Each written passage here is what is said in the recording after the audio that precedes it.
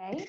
And for those of you that are looking for nursing and/or CHES credits, a post-survey will be made available to you at the end of this presentation. 100% completion is required to obtain CEUs, and you will not be able to award CEUs if you leave the presentation early. Additionally, there are polls throughout this presentation, and we are expecting you to participate if you're looking to obtain these CEUs so we can confirm attendance.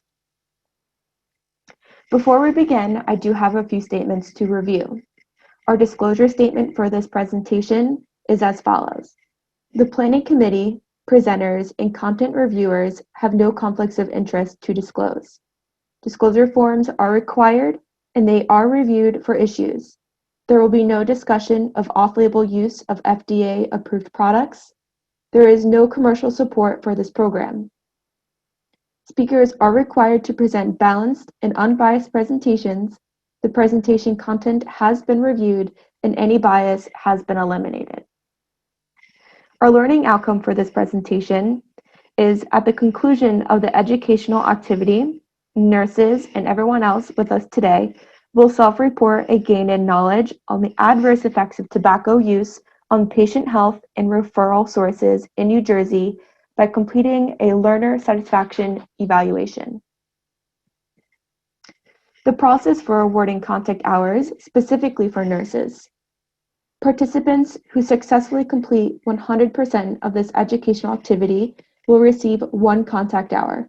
No partial credit is given. The steps for successful completion are as follows. Attendance for entire conference and a completed evaluation form within 1 week. An evaluation will be available online at the conclusion of this activity. Upon receipt of the completed evaluation by designated deadline, SNJPC will email a certificate of attendance within 1 week.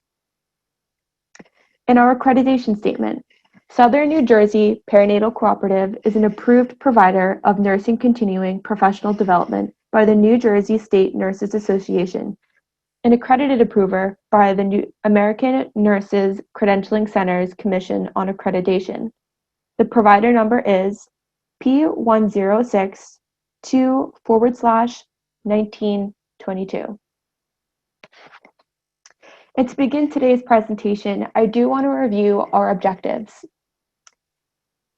Our first objective is to develop practice-wide protocol to assess and address tobacco use by utilizing Center for Disease Control's evidence-based Ask, Advise, Refer brief intervention model. Our second objective is to apply motivational messages about tobacco use into regular interactions with our clients.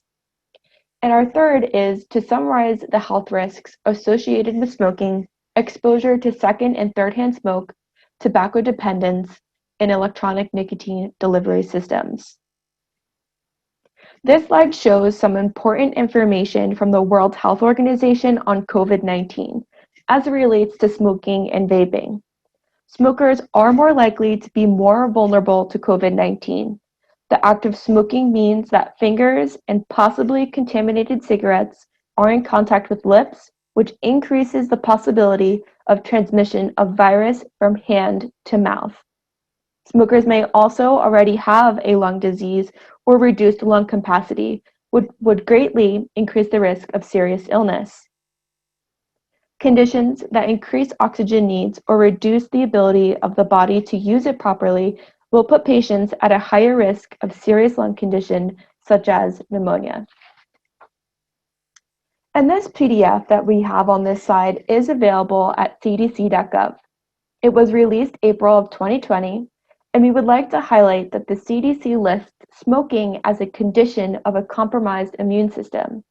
Therefore, anyone that is a smoker or does vape, they are at higher risk of severe illness from COVID-19. For the next few slides, we are going to look at the current smoking trends in both the United States and the state of New Jersey. The national smoking rate is at 13.7%, so almost 14, and the rate of the New Jersey adult residents smoke is at 14.1%. But it's still important to note that the New Jersey rate is still higher than the national. New Jersey pregnant women fall at 3.6%. The New Jersey high school smoking rate in 2016 was at 4.7% compared to the national rate at 8.8%. However, it is important to note that the rate for any tobacco use among high school students is at 14.2% and at 19.5% for the nation. Tobacco use remains an epidemic for both adults and the youth. This slide reflects the adult smoking rate for all the counties in New Jersey. The red font that you see on this graphic shows an increase in the smoking rate, and the green font indicates a decrease in the smoking rate. I would like to point out that from 2018 from 2019, there was no change in the smoking rate in any county. Additionally, the smoking rate for New Jersey shows that there hasn't been a change since 2017, which verifies that there is still a lot of work to be done. And also, smoking has an impact on healthcare.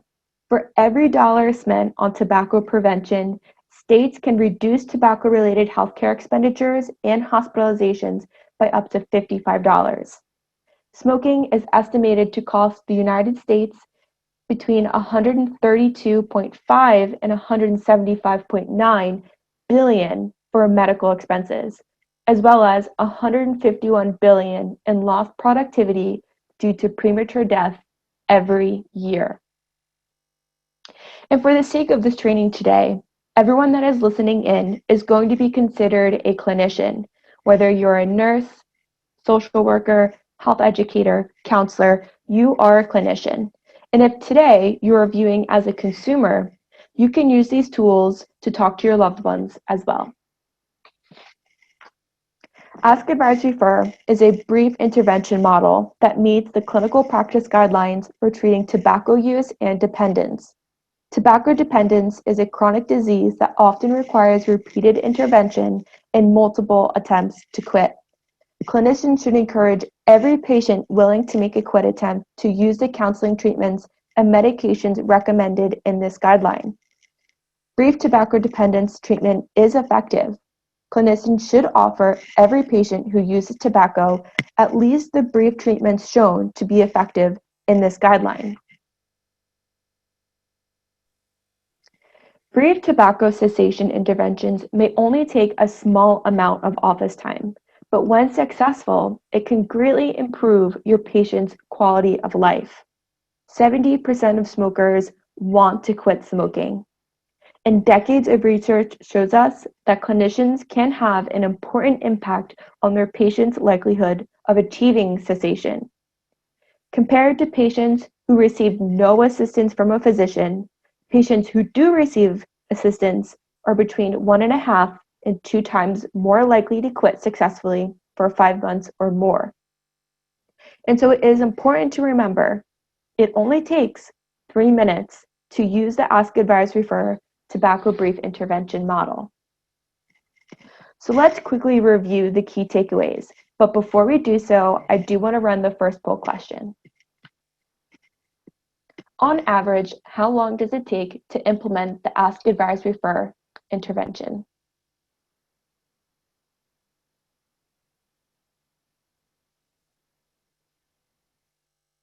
About 15 more seconds.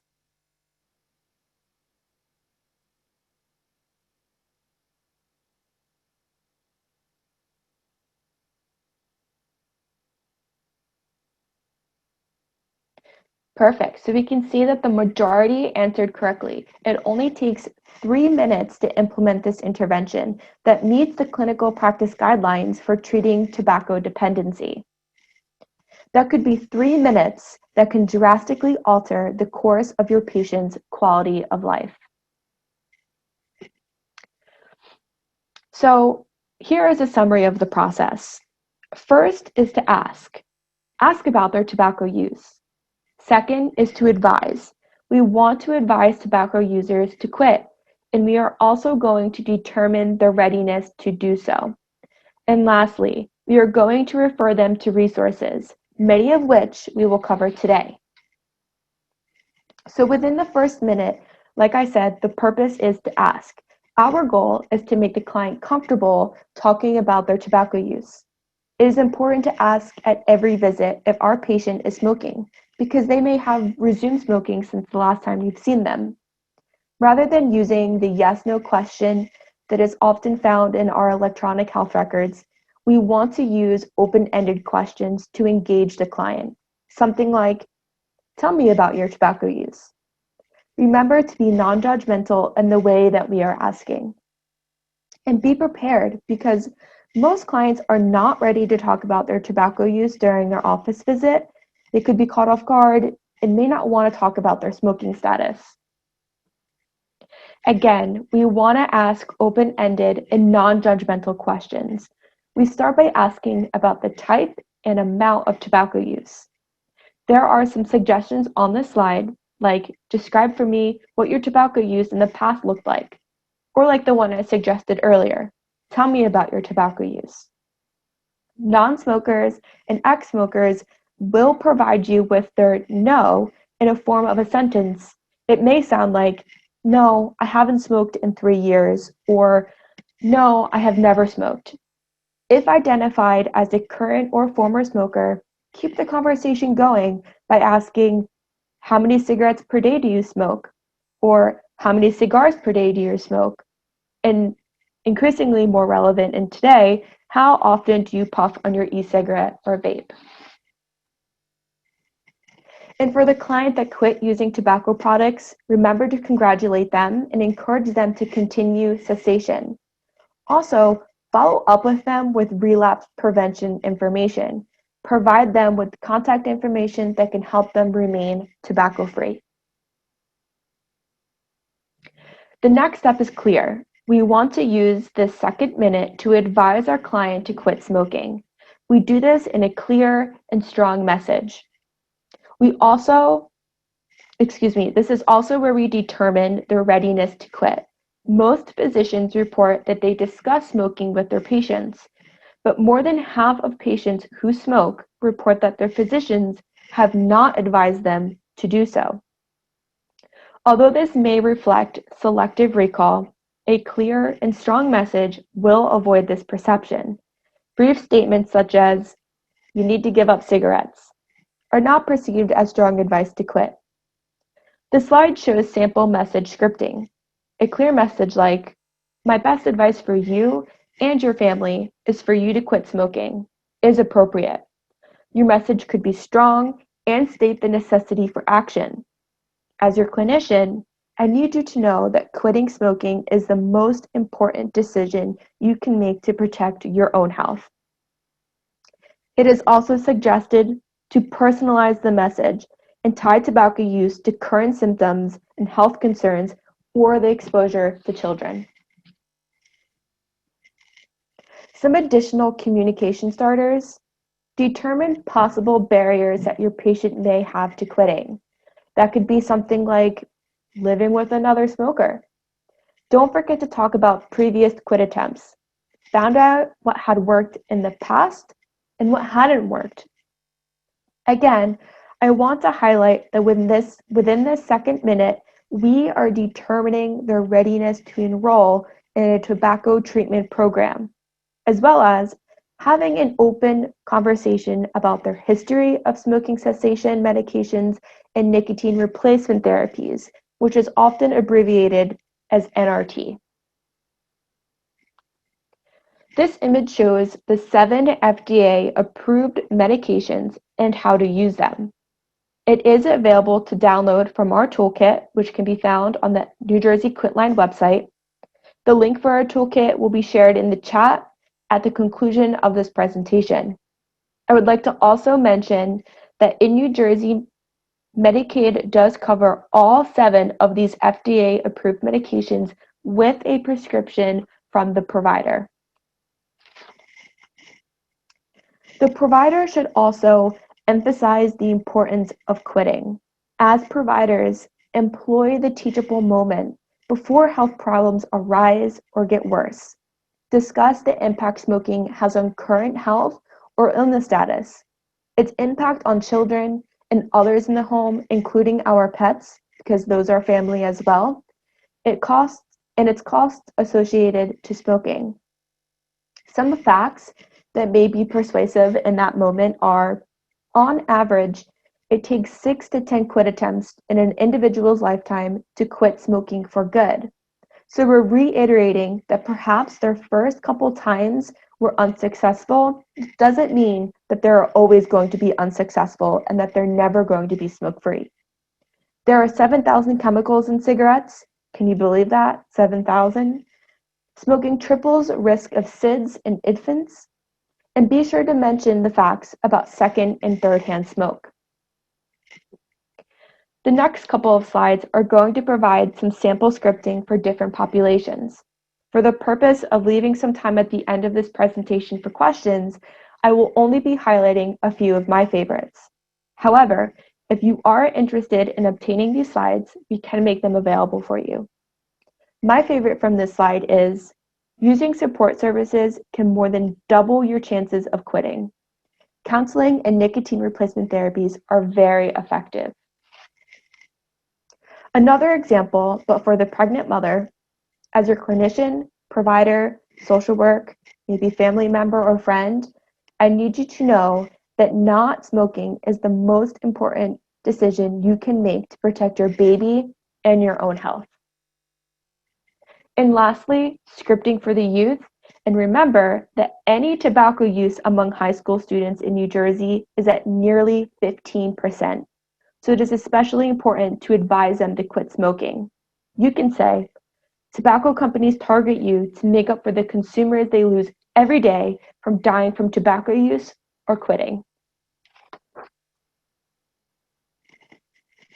In the last minute of our Ask Advise Refer Tobacco Brief intervention, we refer our patients to Smoking Cessation Resources.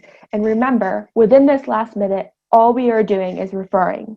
We could be referring them to Moms Quit Connection for Families, or Moms Quit for Kids, the New Jersey Quitline, and the New Jersey Quit Centers. Those are the 3 free resources in the state of New Jersey, and we're going to be discussing them in greater detail shortly. But before we move on, here is a roadmap of Ask, Advise, Refer. It is a great summary of the process that we just went through. Remember, we spend the first minute asking the client to describe their tobacco use in any form. If they acknowledge that they are a smoker, you advise them. The best thing you can do for your health is to quit smoking. I can help. Remember, this is also where we determine their willingness to quit. This is where we determine their willingness to quit. If they are ready to quit, the next step is to refer them to the free cessation resources and discuss medication. If they are not ready, provide education material and website information. Remind them with a clear and strong message that you are encouraging them to quit. And don't forget to ask them about their smoking status the next time you see them. If they are not a smoker or a previous smoker, we want to congratulate them and provide relapse prevention materials to those who have a history. Now that we have covered Ask, Advise, Refer frame, as clinicians, we need to know what nicotine addiction is and what it looks like. But before we move on, I'm going to run the second poll. When do you determine the patient's readiness to quit smoking?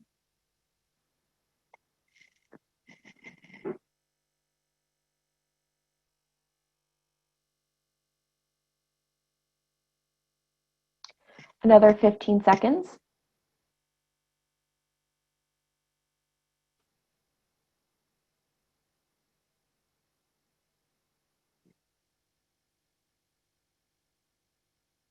Perfect. Thank you for everyone that has participated.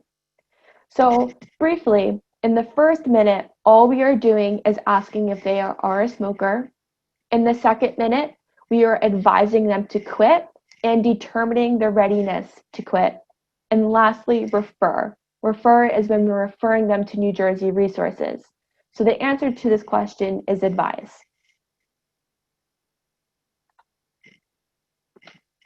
Nicotine has an impact both on our nation and on our patients. Smokers become addicted to nicotine, a drug that is found naturally in tobacco. More people in the United States are addicted to nicotine than to any other drug. Research even suggests that nicotine may be as addictive as heroin, cocaine, or alcohol. Quitting smoking is really hard and oftentimes requires several attempts. People who stop smoking often start again because of withdrawal symptoms, stress, and weight gain, which is why we always provide cessation material for even those that have quit.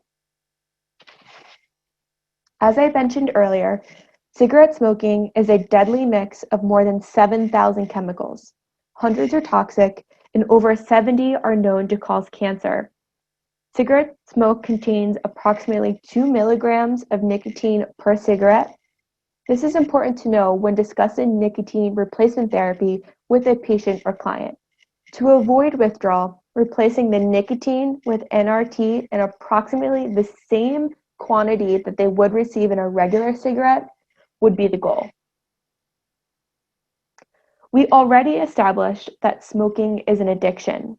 However, it is important to know that addiction is a powerful tool and there are 3 components to addiction. The first component is physical. A physical craving for tobacco and withdrawal symptoms may be present in the absence of the drug. Habitual, the use of ritualistic and done without thought. Often smokers purchase the same brand of cigarettes, use a lighter, or use a match. They pack their cigarettes the same way. All of these are signs of a habit. And finally, psychological, the belief that the user cannot function without the habit. They may question how they're going to handle stressful situations without a cigarette. It only takes a few puffs of a cigarette or an e-cigarette for nicotine to enter the body. Within 7 to 10 seconds, the nicotine travels up to the brain's nicotine receptors. High levels of nicotine creates a buzz feeling and releases endorphins. That's when your shoulders kind of go down and they're no longer at your ears. It's that feel-good chemical. As the nicotine levels drop in the brain, the body begins to go through withdrawal. When withdrawal, the following symptoms can occur: cravings for a cigarette, dizziness, headaches, coughing, trouble concentrating, irritability, fatigue, and constipation. The cycle occurs about every 2 hours. So when we're looking at these recovery symptoms, we want to avoid saying withdrawal symptoms. So we always say recovery, and the reason is because withdrawal has a negative connotation to it. The symptoms listed here aren't all-encompassing. Some people will have more of these, some people will have less. It really depends on the person, how much and how long they have been smoking. This slide is a great motivational tool because it shows how the body begins to heal within minutes. You can see that within the first hours, blood pressure and heart rate return to normal. Within 2 days, nicotine is eliminated from the body. In just 3 days, their breathing becomes easier. After 1 year of being smoke-free, your risk of heart attack has decreased by 50%, and in 10 years, your risk of lung cancer has also decreased by 50%. Within 15 years, their heart attack risk is the same as someone who has never smoked. So, what are the health effects of tobacco use? During the advised phase of your training, you can use these facts to assist you in your motivational interviewing. Smoking harms nearly every organ in the body, causing many diseases and reducing the health of smokers in general. More deaths are caused each year by tobacco use than all deaths from HIV, illegal drug use, alcohol use, motor vehicle injuries, fires, suicides, and murders combined. From this chart, you can see that smoking really does affect the whole body. There are many different forms of cancers, pulmonary disease, cardiovascular diseases, and other effects such as diabetes and cataracts. In this chart here, we're going to see how it impacts specific groups.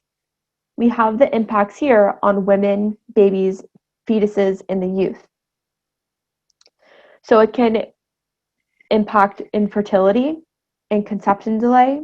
For a fetus, there is a 35% higher infant mortality rate, and for the babies, there is an increase in death and disability.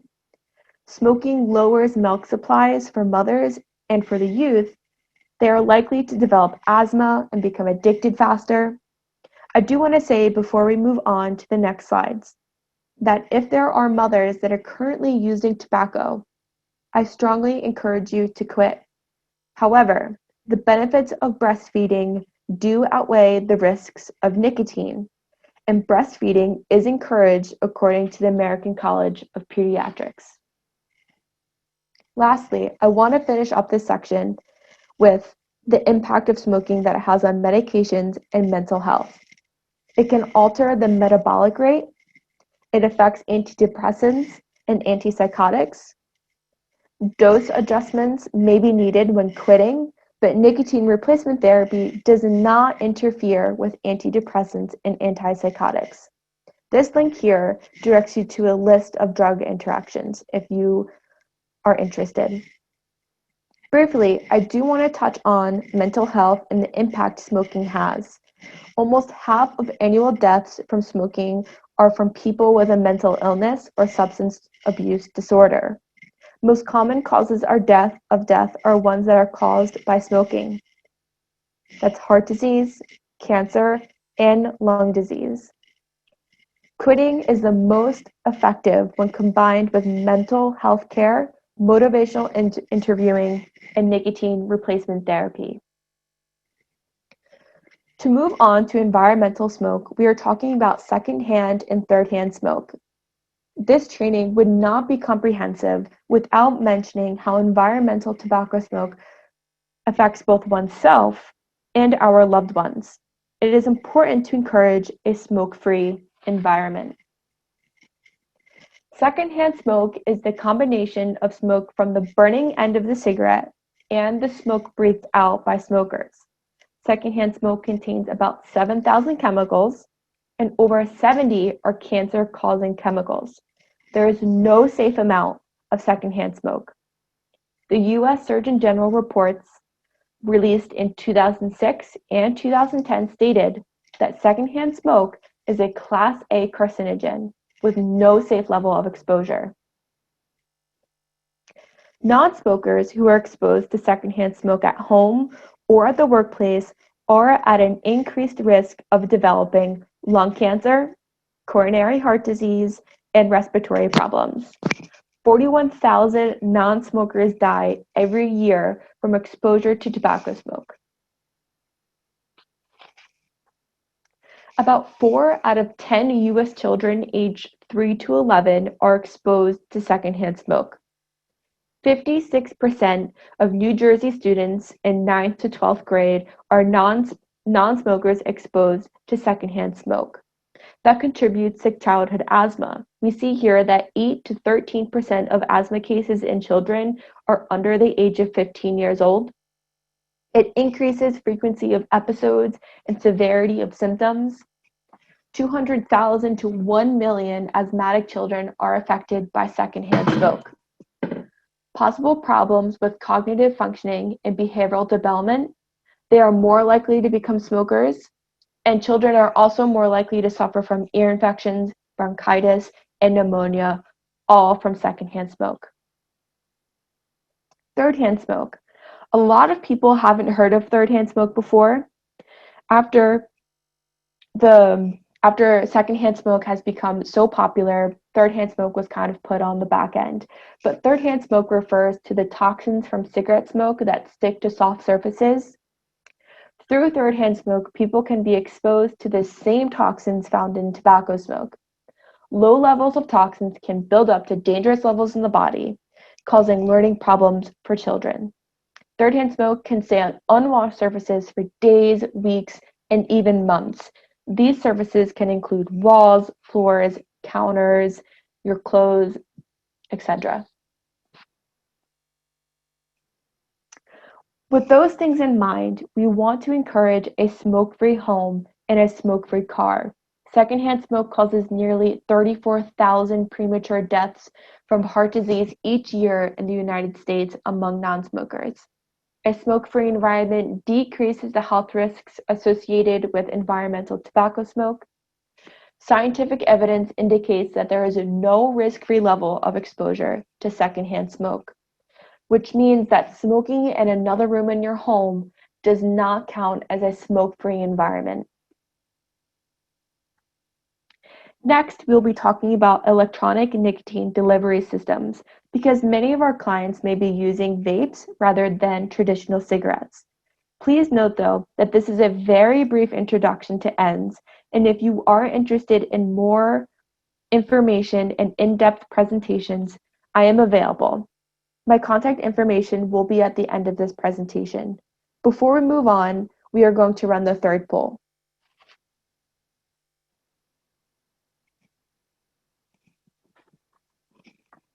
How many chemicals are in each cigarette?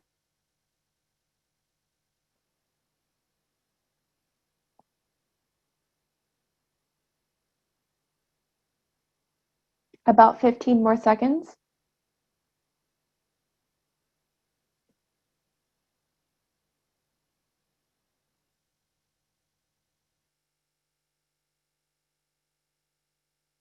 All right, thank you for everyone that has participated.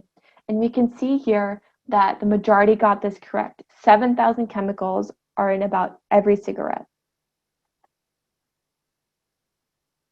So vaping is a term introduced by the electronic smoking device industry to refer to any electronic vaporizer, such as e-cigarettes, vapes, mods, vape pens, etc. The term can incorrectly lead people to believe that using electronic vaporizers produce a harmless water vapor. But in reality, these devices produce potentially harmful aerosols that are inhaled into the lungs and exhaled into the environment. When a person inhales, a sensor triggers the vaporizer to heat a small amount of liquid flavoring. The liquid turns into a vapor and is inhaled into the lungs. The e-cigarette heats nicotine but does not burn like a traditional tobacco cigarette. The vapor does not contain the 7,000 chemicals traditional cigarette smoking does. This slide just shows some of the most recent products in the vaping industry. You can see that these products are getting very innovative. Notice that they are small, colorful, and shaped in a way that may be very appealing to the youth. We can see here that there is even a watch that functions as both a watch and a vape. And there is the jewel on the bottom there that is very popular amongst the youth, showing that these products can be extremely convenient. Some facts on e-cigarettes are, it is not an FDA-approved cessation device, so it's not one of those 7 that we mentioned earlier. Labeling is often inaccurate, and nicotine content is not consistent. So, is it safer? Well, the vapor is not water, it is an aerosol, and although e-cigarette vapor does not contain 7,000 chemicals found in cigarette smoke, the vapor can contain toxins, metals, ultrafine particles that are 99% of these products do contain nicotine. And flavoring that is generally recognized as safe for use in foods is not safe for inhalation, and the effects of many of these inhaled flavorings are largely unknown and may cause lung inflammation and disease. E-cigarette or vaping product use-associated lung injury is the name given by the CDC for injury to the lungs caused by vaping. Symptoms can include coughing, nausea, fatigue, fever, vomiting. And the theories are, in all cases, some kind of vape product was used, vitamin E acetate and black market cannabis, for example, and users inhale oil-like substances that may coat the lungs. There are some other concerns because they are linked to seizures, cardiovascular disease, as well as depression. Over 5.4 million youth are current e-cigarette users. That is 1 in 4 U.S. high school students and 1 in 10 middle school students. E-cigarettes have been the most commonly tobacco product used among the youth since 2014. And notice on the slide here that there is a marketing campaign. I want to point out that sticky note. It says to study, groceries, band practice, vape time, and really emphasizing that this tag was targeted to the youth. And it is allowed because vaping is not included in the master settlement agreement. So the new generation of tobacco addiction. In 2019, more than 1/3 of high school e-cigarette users now report 20 or more days per month, while 18% of middle school users report such frequent use. In 2019, 64% of high school students who used e-cigarettes reported using mint or menthol flavored products. That's a 13% increase from 2018. So we need to understand why the youth is using these vaping products. The FDA and the CDC analyzed data from the National Youth Tobacco Survey to assess the use, and they found that they are most commonly used by family or friend. It is extremely available and the flavors are available, and that there is a belief that they are less harmful. This slide shows that the use of e-cigarettes is a problem among those under 24 years of age. While there was a rise in e-cigarette use among young adults, the larger rise was among middle school and high school students. 7 billion adults use e-cigarettes. About 60% of adult e-cigarette use are also dual users. State and local action. So in 2010, New Jersey Smoke-Free Air Act was revised to include a ban on electronic smoking devices in indoor public places and workplaces. The age of sale increased from 19 to 21. The New Jersey Smoke-Free Air Act also includes public beaches and parks, so that includes smoking and vaping. And so in 2019, there was a task force created to investigate ends. And in January of 2020, New Jersey was the first state in the nation to impose a permanent ban on flavored vape products. The legislation prohibits the sale and distribution of flavored vape products, including menthol. So what is the federal action? In 2016, FDA is approved to regulate all tobacco products. So that requires manufacturers and retailers to submit a pre-market review application by 2018. This deadline has been extended multiple times, and it was in September of 2020, but because of COVID-19, we're expecting that deadline to be extended again. In 2018, all covered tobacco products must bear the required nicotine addictiveness warning statement on product packages and advertisements. And in December of 2019, the president signed legislation to amend the Federal Food, Drug, and Cosmetic Act and raise the federal minimum age of sale of tobacco products from 18 to 21. So now let's talk about some available cessation resources in New Jersey and where you can refer these patients that we've been talking about.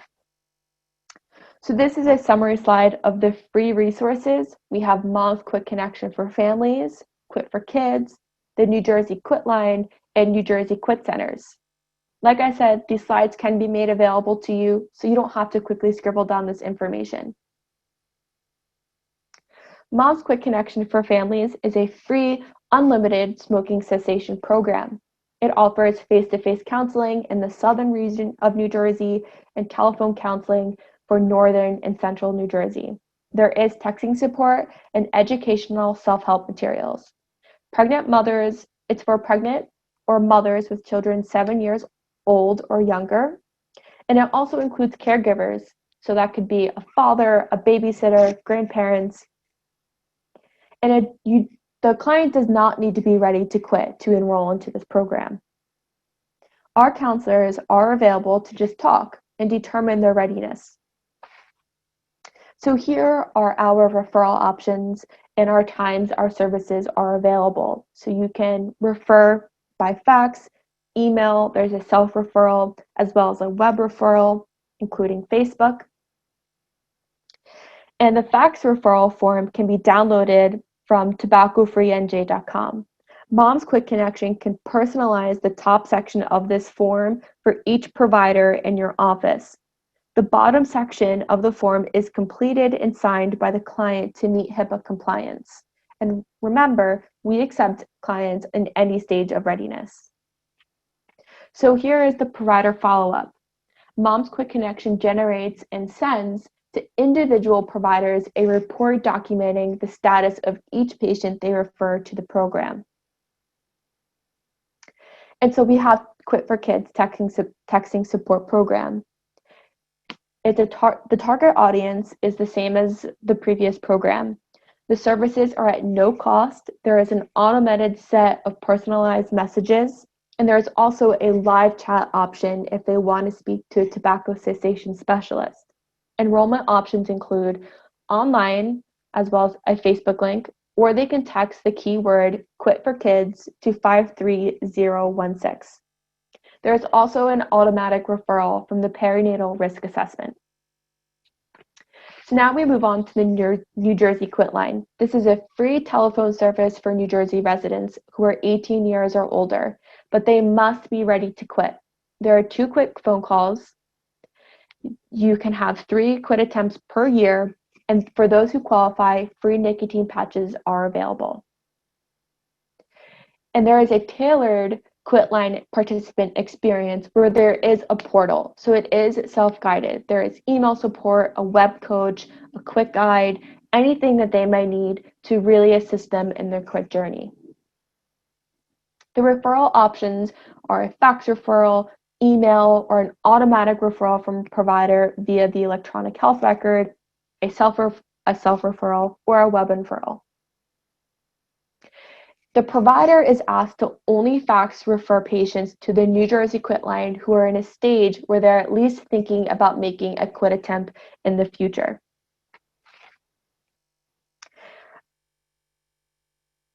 Your office will become a Quitline partner as soon as you start using this form.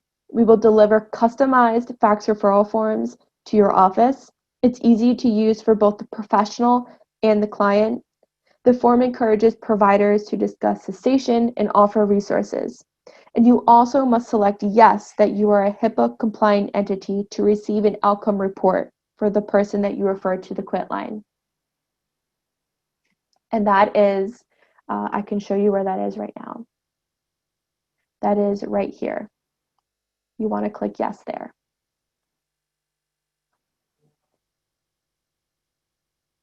So the feedback for the NJ Quitline.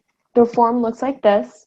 Your office, like I said, does become a Quitline partner as soon as you start using this form.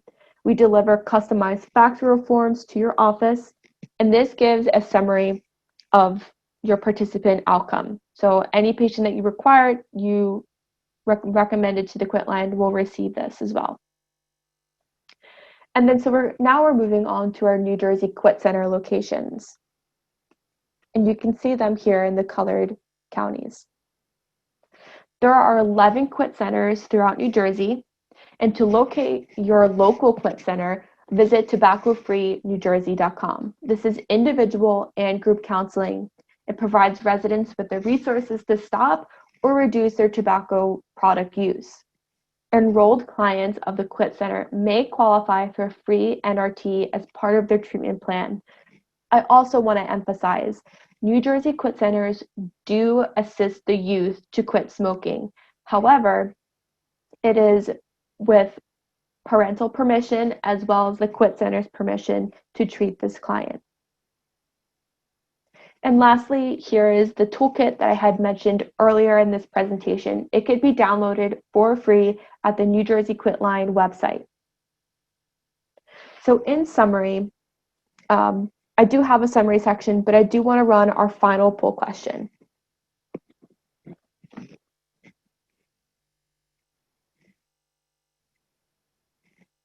Based on what you learned today, what action do you plan to take?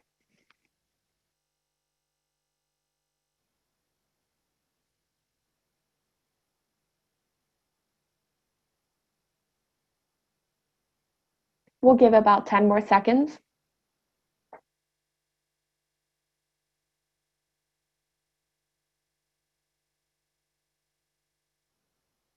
Thank you for everyone that participated. And I recognize that everyone on this call today may not be in a position to take action, but it's great to hear that you're going to bring this information to your team and encourage them to use the Ask Advisory Firm model.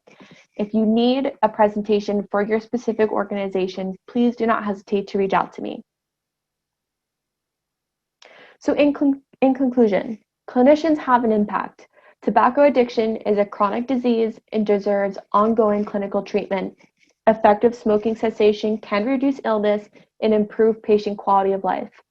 Every time, ask your patients if they use tobacco, advise them to quit, and refer them to the resources available. Here is a list of credible online resources. If you have any questions about the data that we showed in this presentation, that can be provided as well. And here is my contact information. I do want to end with this comic. Do you realize that drugstores make sick people walk all the way to the back for their prescriptions, but healthy ones can buy cigarettes at the front? This was created in the year 2000, and 20 years later, not much has changed other than CVS. And I do want to make a note for those nurses and those who are looking to obtain CHES credits. You can find our survey in the chat box. I'll post those now. And I'm available for any questions.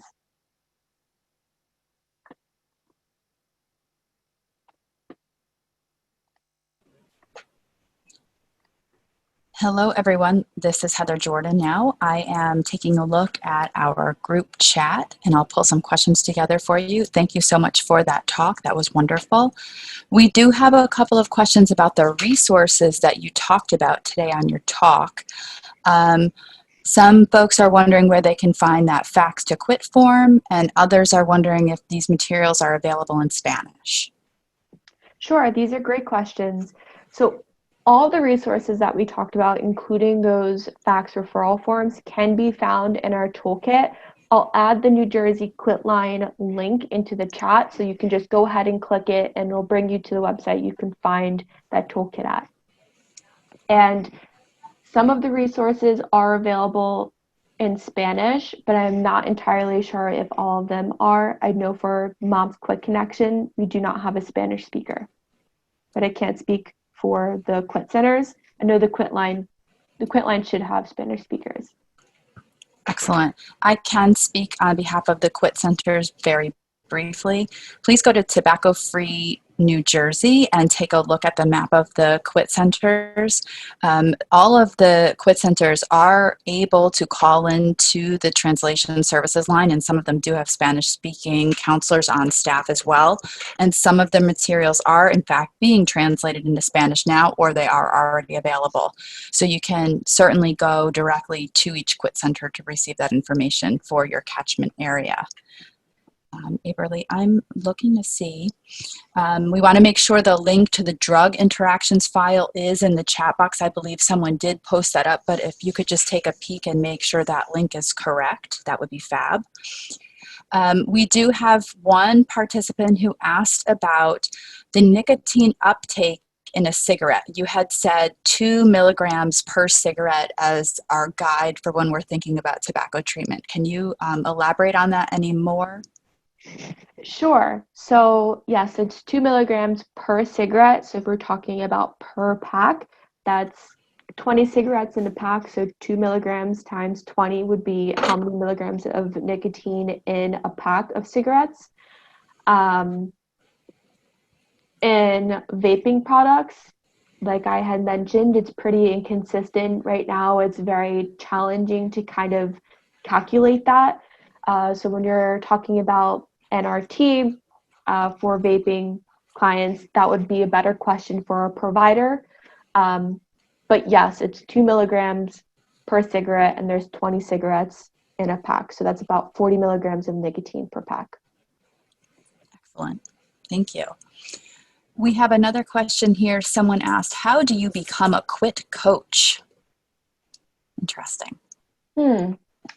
First, I would recommend taking the Rutgers training that they offer. It's called the Tobacco Dependence Treatment Training. I don't know when they're offering that, but that's the course that I had taken. And then I would also recommend looking into becoming CHES certified. CHES stands for Certified Health Education Specialist. It's not necessary for a tobacco treatment specialist. However, it does help when you're delivering these education materials. Excellent. So, Kimberly out there, we see you in the chat. Congratulations on quitting. That's wonderful for your health. You are a role model. So if you have any additional questions, Kimberly, please feel free to email myself or today's presenter, and we can link you up with additional resources. We do have a training. If you go to Tobacco Dependence Program, that is our 4-day training program. And that can get you started with thinking through how to become a quit coach. I am looking to see if there are any additional questions. I think we've touched on all of them. And I will go through the presentation to get that drug interaction link. Just give me one moment. Excellent.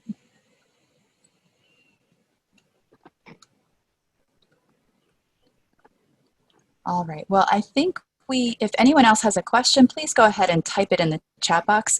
We do have that link there for the medication interaction, so that's great. Michelle, do you want to take it away?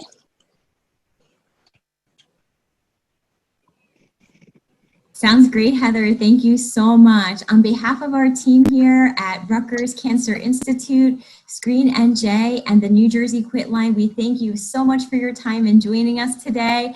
And we encourage you for next week's session, we'll be talking about everything that you need to know about tobacco products and vaping. So if you haven't signed up for those sessions next week, we still have spaces available. So we encourage you to register and sign up today.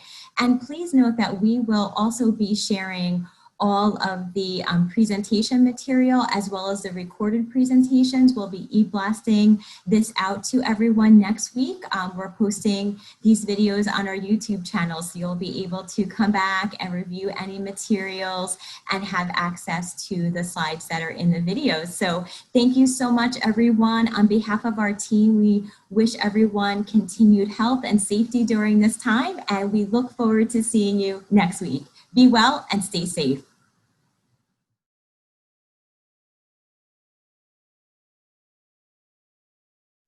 Good morning, everyone. This is Heather Jordan speaking now. That was a fantastic talk. We do have a couple of questions in the chat box. So I'm going to go ahead and read one of them out, and hopefully we can provide some good feedback. Question number 1 for you is, if I understand correctly, we would be a referral tool. It would be great to understand a bit better how the therapies work to be able to know how to direct the prospect. So therapies are in quotation marks. I'm not quite sure if this participant is talking about the medications that are available or the different quit services that are available. So do you want to go ahead and maybe talk a bit about quit services and other things, all these therapies that are out there? Absolutely. Sure. And it really, oh, go ahead. That was me. Yeah, Hi. my name is Valeria Tenreiro. I am from the Summit YMCA. So my question goes to, like, for example, if I manage setting a program at the Y where we can get 7th grade initiative and, you know, kids to join, because I think the vaping thing, as far as what I see with my children and what they share about their schools, is a problem. So if I manage getting a program running, you know, at the Y, you know, if I'm going to refer someone to go to one of these programs, I mean, I'm sure the questions are going to be, is this a therapy where, you know, the kids are going to be manage psychologically to be able to Right. quit, or is it that they're going to get drugs or medications to be able to quit, or is it going to be a group therapy where a group of, you know what I mean? Absolutely. That's a really good question, especially when you're talking about teens specifically. So, out of the 4 resources that I had mentioned, the only option for youth to receive any kind of counseling, might be the better term, would be the New Jersey Quit Centers. And like I said, that is with parental permission and the Quit Center's permission. And so they do not need to take nicotine replacement therapy. They can just sit in with the group counseling session. When I say therapy, it isn't necessarily like one-on-one with a therapist where you're, talking about your emotions or your behaviors, things like that. This is more like I almost want to say like a journey where you're talking with other people about their trials, their tribulations, their struggles, and how to overcome those triggers that might make them want to smoke. So that's really what I mean when I'm saying therapies. That's kind of just like a broad term, but sometimes counseling is the better term to use because we're not providing like emotional or behavioral therapy. We're just trying to use a tool to assist them in helping them quit. Does that answer your question? Yes, yes. What I meant is like if I have all these, sources that they could reach out, I can say, well, this one, the form or the way they're gonna treat the person that gets to this is, I don't know, a therapy or a medical thing or you know what I mean? Yeah. So the toolkit that I had mentioned that is available on the New Jersey Quitline does go into greater detail about each program. So if you want to use that as a tool to provide to parents or to individuals to help them select a program, you can absolutely show them the toolkit. Okay, that's what I meant. Thank you. You're welcome. All right, we do have another question out here. Is the secondhand effect the same for e-cigarettes and such? And this is from the same person. That's a great question. So e-cigarettes and vaping, it's sort of a hot topic. The research is new. I don't want to say that I know the answer to that entirely. We don't totally understand everything about e-cigarette, vape, and the smoke. I can get back to you with a more definitive answer, but I'm not entirely sure if it's the same. I would probably say it's not because it doesn't contain the same chemicals as a cigarette. Thank you. And at this moment, I am going to put in a plug for the other talks that are part of this series. We do have Evelyn giving a talk about tobacco products and vaping later on in our series. So I'll be dropping the registration link for our other talks into the chat box now. So please think about going ahead and registering for Evelyn's talk, and hopefully we'll get a little bit more information at that time about e-cigarettes and the risks of them. So that link has been dropped into the chat box now. Great. Thank you so much, Heather. We appreciate everyone attending today's session. And as Aberly mentioned, just be sure, especially if you are seeking the continuing education credit for nursing or for the Certified Health Educational Specialist, please be sure to fill out and complete those surveys and get them back to Aberly within the week so that they can generate your certificate of attendance there. And we look forward to seeing everyone next week for our session 3, which is on what you need to know about tobacco products and vaping. Have a great day, everyone, and make it a great week. Stay healthy. Thank you, everyone.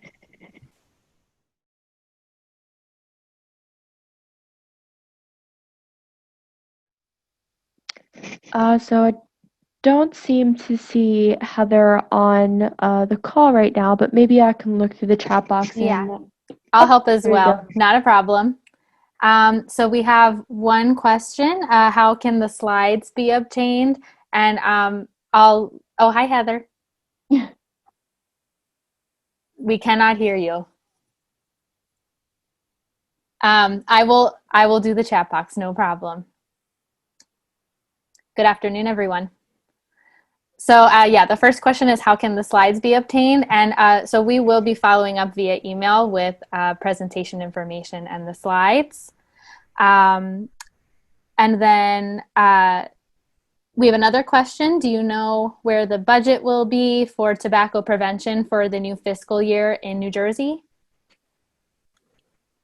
I do not know what the budget will be. I'm sorry. I wish I did. I'm sure everyone wishes they knew what the budget was.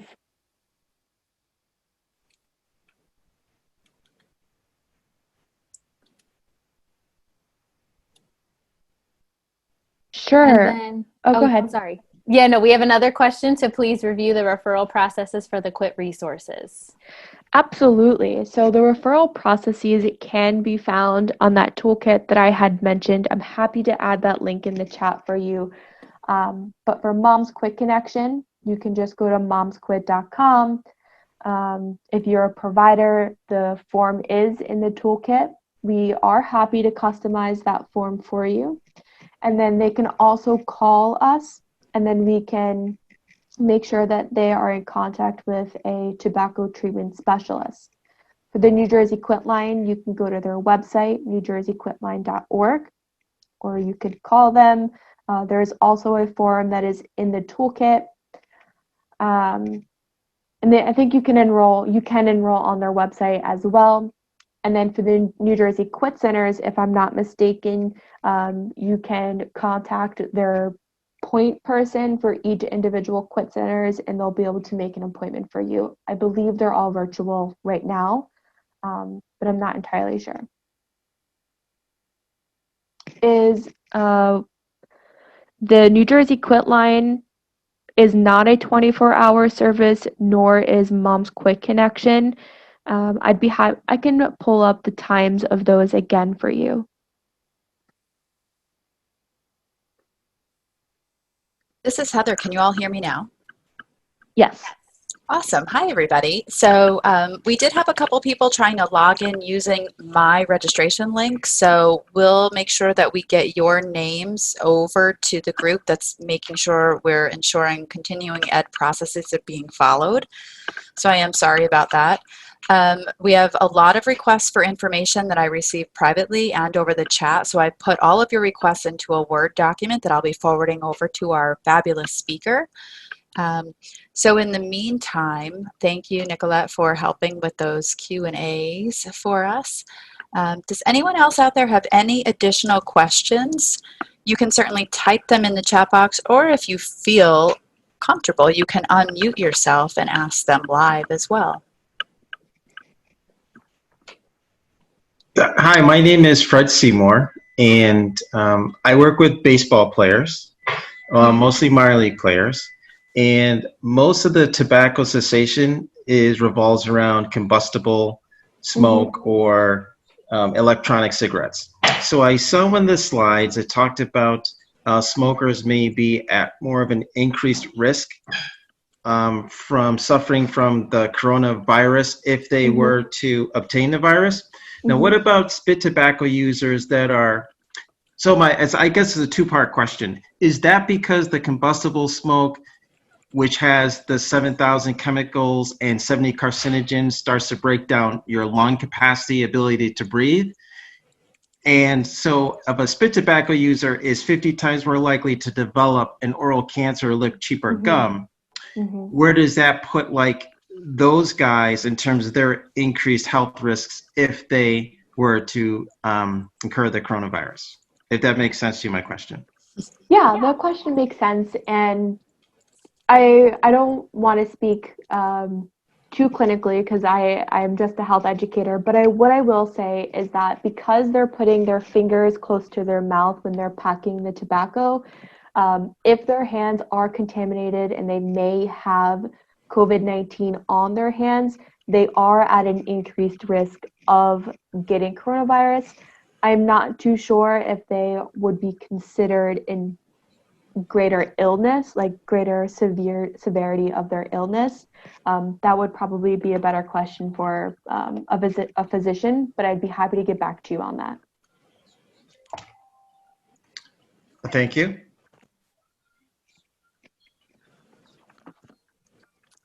Fred, this is Heather Jordan. If you want to go ahead and send an email to myself or one of the others, Nicolette or Averly, we can certainly forward that question along to our medical director, Michael Steinberg, to weigh in as well. We'd be happy to do that. Thank you. I took his course earlier this year, so I'm familiar with Dr. Steinberg too, so I'm happy to do that. Thank you. Excellent. That sounds great. Thank you. And it looks like we are nearing almost 5 o'clock. So I think that's going to be it for our session today. But please, if you have any additional questions, please do not hesitate to send an email. I'd like to thank our wonderful presenter, Eberly Bagassi, and thank you all very much for attending to today's session. We will be following up regarding CEUs and the information from today's presentation. Please be sure to register for our session offered next Monday, Wednesday, and Thursday. It's What You Need to Know, Tobacco Products and Vaping. Have a great rest of your day, everyone. Thank you, everyone.